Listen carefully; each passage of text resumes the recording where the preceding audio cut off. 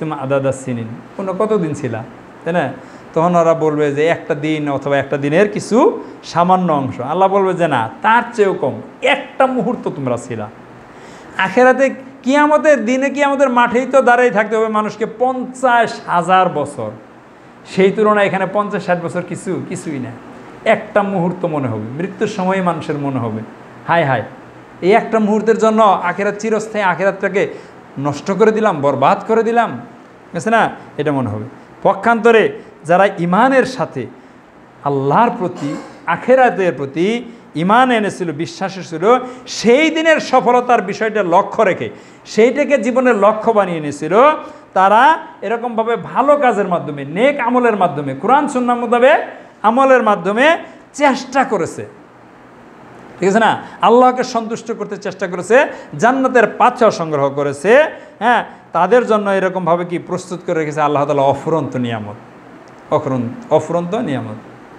ওয়াইজা রায়দা সাম্মা রায়দা নাইমাও ও মুলকান কাবীরা। সুবহানাল্লাহ। আজকে সকালে দ্বিতীয় রাকাতে পড়ছে না? হ্যাঁ, সূরা দাহর। সূরা দাহরটাই যদি কেউ এরকমভাবে বুঝতো, বুঝছেন, সে আমার মনে হয় রাতে ঘুমাইতে পারতো না। গুনাহ তো দূরের কথা, নেক আমল তো সবসময় করতো। গোপনে তো গুনাহ দূরের কথা, গোপনে সে নেক আমল করতো অনেক। যে এখানে আল্লাহ তাআলা জান্নাতের এত নিয়ামতের কথা স্পষ্টভাবে বলছে, সেটা পাওয়ার জন্য পাগল হয়ে যেত যে আমি কিভাবে এই নিয়ামতটা পাইতে পারি। হ্যাঁ, তখন সে এরকম চেষ্টা করতো। এদের কথা আল্লাহ তাআলা বলছেন, সারিউ ইলা মাগফিরাতিম মির রাব্বিকুম। হ্যাঁ, তোমরা তোমাদের রবের সন্তুষ্টির জন্য এবং সেই জান্নাতের জন্য প্রচেষ্টা করো, দৌড়াও। সাবিকু, অন্য আয়াতে বলছে সূরা হাদীদে, সাবিকু, প্রাণপণ প্রচেষ্টা করো, তাই না? মুকাররবিনদের ভিতরে অন্তর্ভুক্ত হওয়ার জন্য চেষ্টা করো।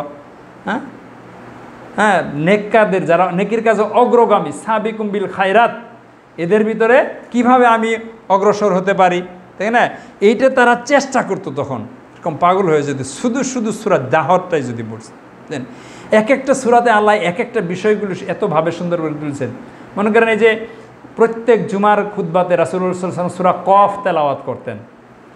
উম্মে হিশাম রাদিয়াল্লাহু তাআলা আনহু, হিশাম রাদিয়াল্লাহু আনহুর মা এই হাদিস বর্ণনা করছেন, আমি রাসূলুল্লাহ সাল্লাল্লাহু আলাইহি সাল্লামের মুখ থেকে জুমার খুতবাতে শুনে শুনেই এই সূরাটা মুখস্থ করে ফেলেছি। সুবহানাল্লাহ। তাহলে দেখেন একজন মহিলা সাহাবী কত মনোযোগ দিয়ে শুনতেন, রাসূল সাল্লাল্লাহু কাছ থেকে শুনে শুনে সূরা কফ শিখে ফেলেছেন।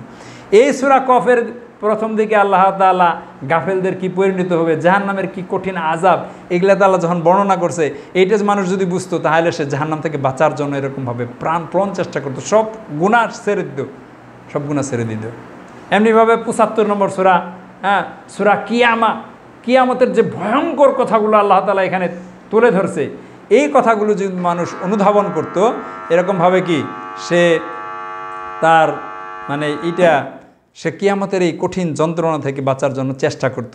বরং কিয়ামতের দিন যারা এরকমভাবে কি আল্লাহর যাদেরকে মেহমান হিসেবে উপস্থিত করবেন, তাই না, তাদের ভিতর অন্তর্ভুক্ত হওয়ার জন্য চেষ্টা করতো। আল্লাহ তাআলা বলছেন না, এই কিয়ামতের কঠিন ভয়ঙ্কর দিনেও, যেদিন সম্পর্কে আল্লাহ তাআলা বলছে যে বাবা মা এরকমভাবে কি পালিয়ে যাবে, তাই না, তার যে আদরের সন্তান এবং সব কিছুকে এরকমভাবে কি আল্লাহর কাছে মুক্তিপণ দিতে চাইবে, সেই দিনের কথাও কিন্তু আল্লাহ তাআলা বলছে ইয়াউমা নাহশুরুল মুত্তাকিনা ইলার রহমানে ওয়াফদা।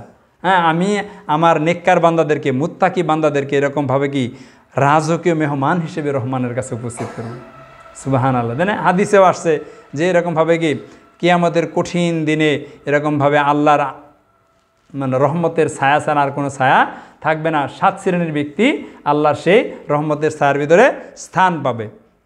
তাহলে এই যে কোরআনটা যদি মানুষ বুঝতো, তাই না, এই বিভিন্ন আয়াতে, বিভিন্ন সূরাতে যেরকমভাবে আল্লাহ তাআলা পাশাপাশি এরকমভাবে এই জান্নাতের নিয়ামত, জাহান্নামের ভয়াবহতার কথাগুলো তুলে ধরছেন, ঠিক আছে না, কিয়ামতের এরকম কঠিন অবস্থা তুলে ধরেছেন, আবার নেককার বান্দাদের এরকমভাবে যে পুরস্কারের কথা এরকমভাবে তুলে ধরেছেন, এই কথাগুলো যদি মানুষ বুঝতো, ঠিক আছে না, তাহলে কিন্তু তারা এরকমভাবে আজকে এই যে পৃথিবীতে সর্বত্রই পাপের ছয়লাভ, ফিতনা, ঠিক আছে না, সামান্য দুনিয়ার লাভের জন্য তারা এরকমভাবে আল্লাহর বিধানকে পাল্টে ফেলতেছে।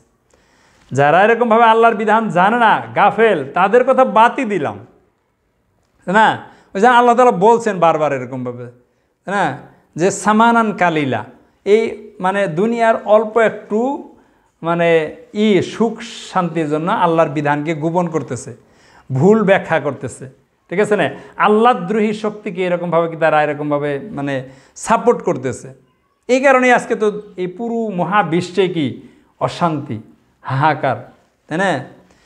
তো এই জন্যে তারা কি বুঝার পরেও তারা আখেরাতকে লক্ষ্য না বানানোর কারণে না, তারা এরকমভাবে কি মানে আখেরাতকে তারা বিক্রি করে ফেলছে। আল্লাহ তাআলা বলছে যে তারা দুনিয়ার লাভের জন্য আখেরাতকে বিক্রি করে ফেলছে, বুঝলেন?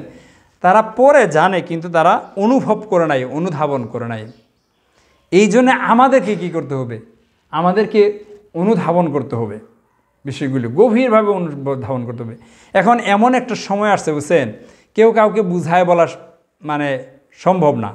কেউ যদি বুঝতে না চায় তাকে বোঝানো খুবই কঠিন, বুঝলেন, খুবই কঠিন। আর এখন নিজেরাই যে এখানে মানুষ ফিতনার ভিতরে পড়ে গেছে, বিভ্রান্ত হয়ে যাচ্ছে, ঠিক আছে না, গাফেল জীবনযাপন করতেছে, আপনাকে কে বুঝাবে? কে বুঝাবে? এখন আপনার দায়িত্ব কিন্তু আপনাকেই দিতে হবে, আপনাকে নিজেকেই বুঝতে হবে, আপনাকেই অনুধাবন করতে হবে। এটা আপনার জন্যই লাভ, আপনার নিজের জন্যই লাভ। আল্লাহ তাআলা কিন্তু এটা বারবার এটা কোরআন মাজিদে বলে দিয়েছেন যে কাল